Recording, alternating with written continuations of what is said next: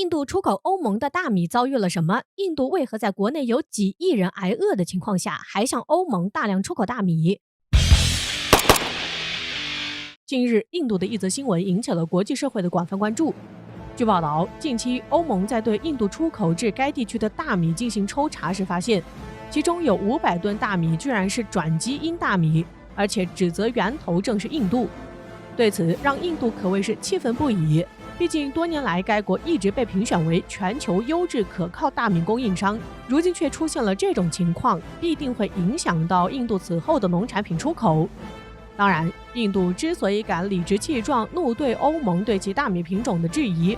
完全是因为按照印度国家的相关法律，该国本土不允许种植转基因大米，更别提出口转基因大米了。所以他们坚信自己的国家不会种植转基因大米，更不会出口转基因大米了。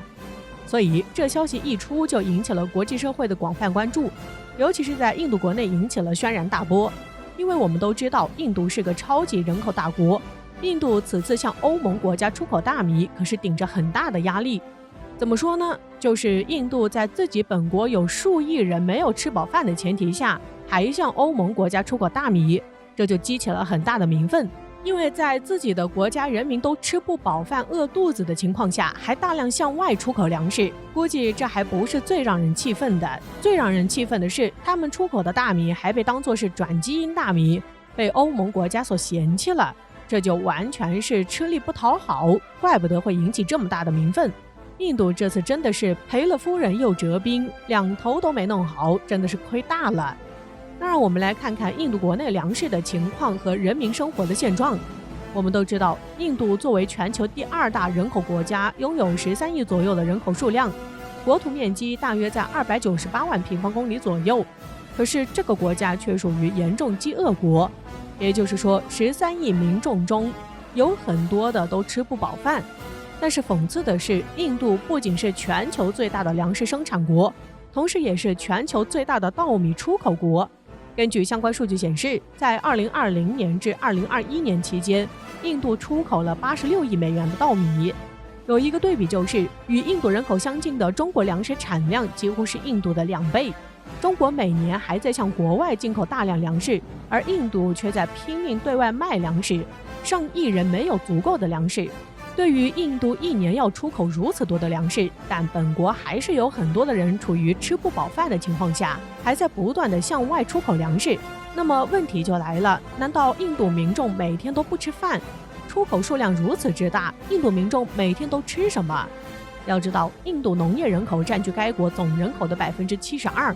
而且根据调查报告显示，如今的印度已经沦为全球最大的农产品进出口国。也就是说，印度的粮食基本上不会给印度本国民众吃，而是全部出口国外。这也就造成本国严重的人民饥饿问题，也会激发严重的社会矛盾。加上莫迪上台后出台一系列的农业改革政策，第一，废除掉中间人的制度，可以允许农民自由出售自己的农产品，不必经过某些渠道或中间商。第二，往后农产品的价格改由市场自由决定。第三，允许企业自由储备农产品。这些政策看起来能实现印度农业的市场化，促进农业的发展，能加快印度农业现代化的发展，提升其国际竞争能力。所以印度为了农业朝着国际化去发展的想法是好的，但是却没有事先与农民做好沟通协调，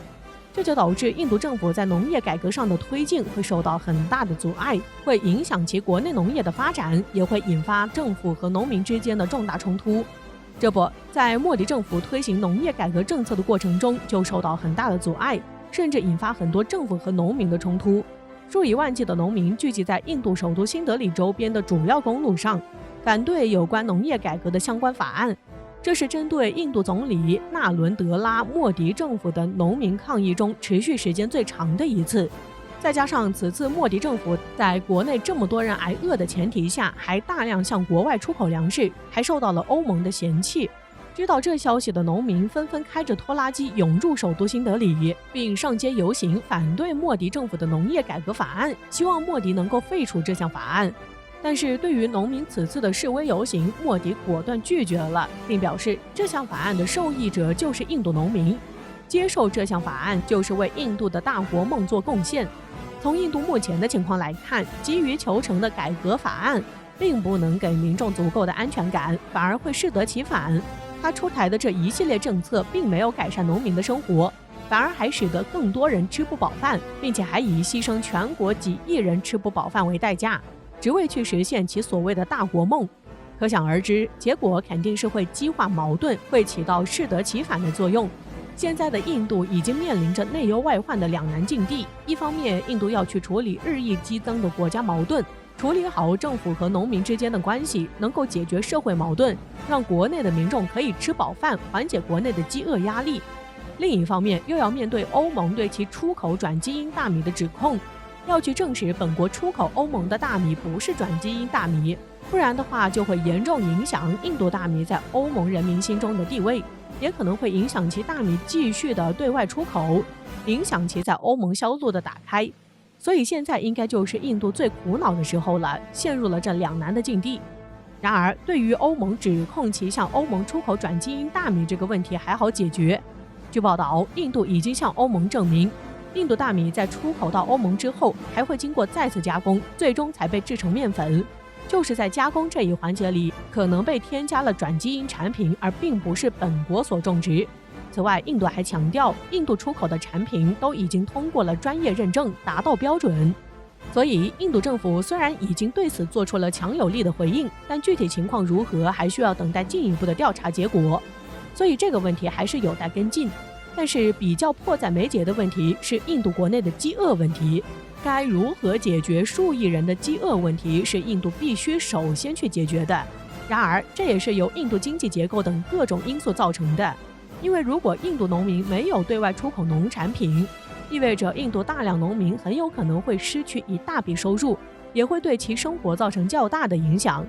所以，印度需要在这方面综合多方面的因素，做出最好的选择，从而能够解决国内的饥饿问题，又能保证农民的收入，以促进国民经济的稳固发展。要做到这一点，首先得提高高农业机械化运作，然后将分散的农业集中化管理。另外，在其他产业上提供更多的就业岗位，以让更多的农民不用抱着耕地过活，从而为集中机械化提供条件。另外，改善环境问题、保护耕地、合理分配种植都是很有效的手段，这一点中国就做得很好。然而，对于印度而言，薄弱的基层管理使得这些手段很难开展。为了本国农业，一味牺牲农民利益，只会激起更大的反抗。就目前现状而言，印度似乎不具备解决这些问题的客观条件。